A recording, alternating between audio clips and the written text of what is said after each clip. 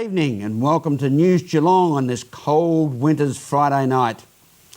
Tonight we look at, hopefully, the next Australian razzmatazz girl right here from our great city of Geelong.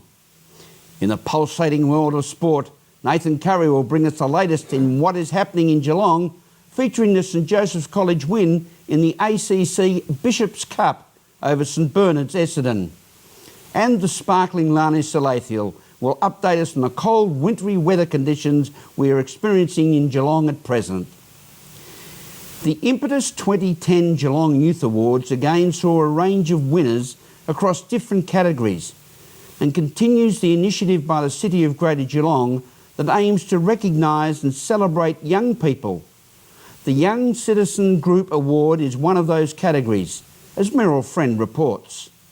We're here at Newcombe Secondary College where 5 of last year's Year 8 students were able to win the Citizenship Award with the Impetus Youth Awards. This group of talented young people have won their Impetus Youth Award. How did it all come about?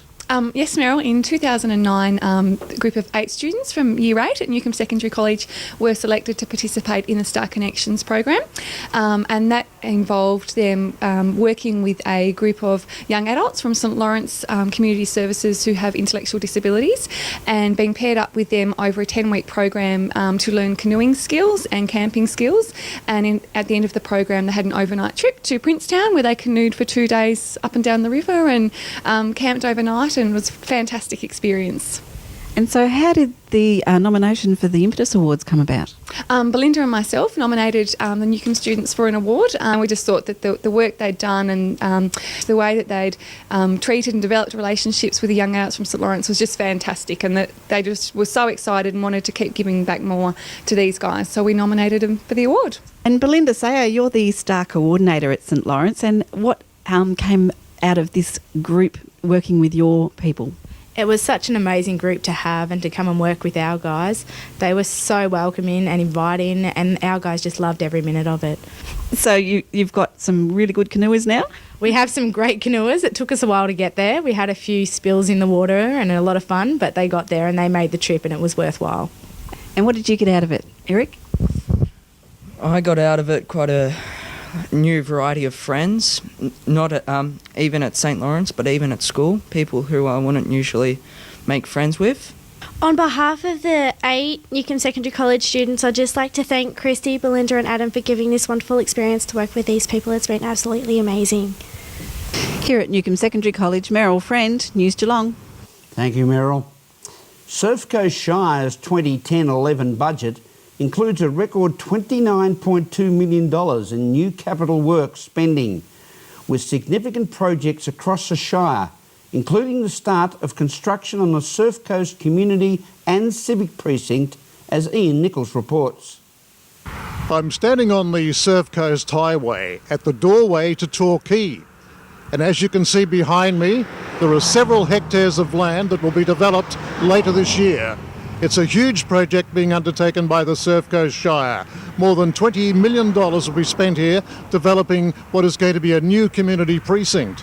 This year, the draft budget has $29 million worth of capital spending, and they've had to borrow as a result of that. We're talking to Mark Davies, the Chief Executive Officer, about the $7 million borrowing for the next financial year. Mark, big responsibility and growing community here in the Shire. $7 million. Have you got the money spent already? Not just yet, and we haven't quite got the money from the bank yet, but certainly we've signed some contracts with the bank. But yes, a big responsibility. It's the fastest growing regional shire in Victoria. Well, it seems that you've got full support on this. There's some very big programs coming up, and even the Ratepayers Association seems to think it's a good idea. Well, it is good to have support from the community. As I said, unless we do borrow, there's not really much of a chance of council being able to afford from its rate base to fund these projects now. So it's important we use our borrowings, and also we get government grants. You'll see from the plans that opposite the new business park, there's going to be 20 hectare site that we've purchased. First stage will be new civic offices, one AFL oval, potentially a 2-storey pavilion, soccer field with synthetic surfaces and 6 netball courts. Training lights are going to be provided, so it's going to be a very big asset for the community. And when can we see the first sod perhaps being turned there? Well, all going well, we're hoping that either the end of July or beginning of August we'll be able to turn the first sod and begin the project. At the gateway to the Surf Coast, this is Ian Nicholls for News Geelong. Thank you, Ian.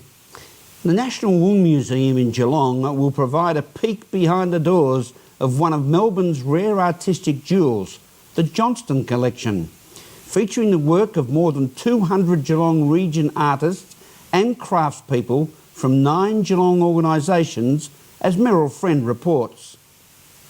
We're upstairs at the National Wool Museum, where the Christmas Collections for Mr Johnson exhibition is running until the 29th of August. It's really your Christmas in July, with artwork from Geelong and regional artists that were included in the Johnston Collection in Melbourne. This is a replica of the urn that would stand outside Fair Hall, where Mr Johnson resided in Melbourne. Yeah, they're actually the Christmas decorations for Mr Johnson, done by Geelong artisans. And what happens is every year a particular region is asked to produce Christmas decorations to go into the Johnston collection. And last Christmas, was in fact the Geelong and District region. And we have over 200 items around us, and they are truly beautiful. Absolutely stunning. You were telling us a little bit about Fair Hall in Melbourne, where Mr Johnson resided. Each room had a different colour and a different theme, and that's brought to life here as well. It is, yeah. Each group interprets the room in any way that they see fit. So some have interpreted a dragon, so we have a beautiful dragon quilt. Some have interpreted lace work, and so we have some beautiful lace work, glass work, textiles. It's immense. So people can come along until the end of August, I believe? They can. End of August it closes, and then all of the artworks will go back to the particular artisans, and I doubt very much again they will come together as a collection. So it's very inspirational too for anyone who's thinking about doing their own artwork. Absolutely, absolutely. The sheer breadth of work that is around us is extraordinary. As I said, everything from glass work through to textiles, through to patchwork, to quilting. The breadth is absolutely extraordinary. And what's really lovely is just the sheer quality of the work and the sheer hours that people have put into this. It is truly beautiful. Well, something spectacular for all our Geelong viewers to come and have a look at. It truly is, and look, everyone's welcome to come. Please do. At the National Wool Museum, Meryl Freiend, News Geelong. Thank you, Meryl. This is News Geelong here on this Friday evening, as we go to a break and return with more news after this.